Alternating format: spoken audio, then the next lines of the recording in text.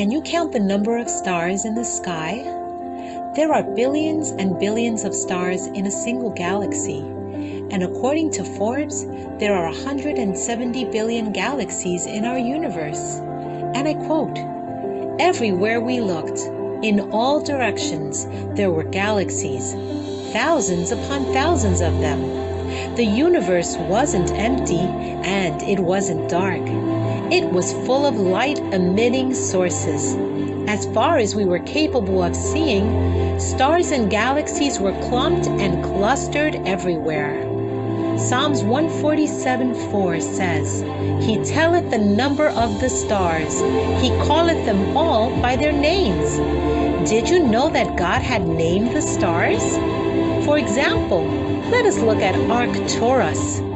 In comparison to the Sun, it is 25 times greater in diameter, radiates more than 100 times more light, and in terms of radiant energy, Arcturus is about 200 times more powerful than the Sun.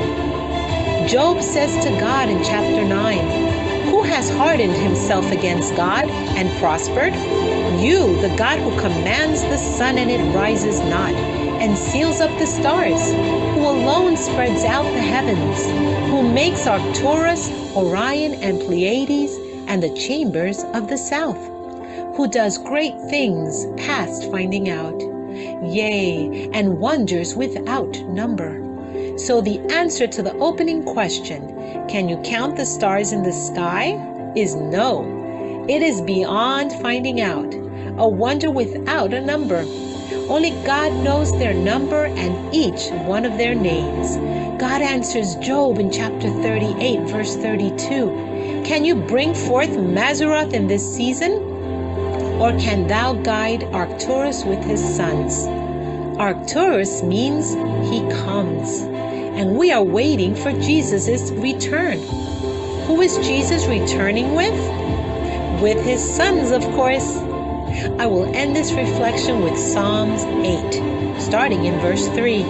"When I consider thy heavens, the work of thy fingers, the moon and the stars which thou hast ordained, what is man that thou art mindful of him, and the son of man that thou dost visit him?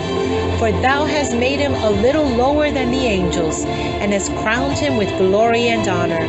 Thou hast made him to have dominion over the works of thy hands. Thou hast put all things under his feet. O Lord, our Lord, how excellent is thy name in all the earth."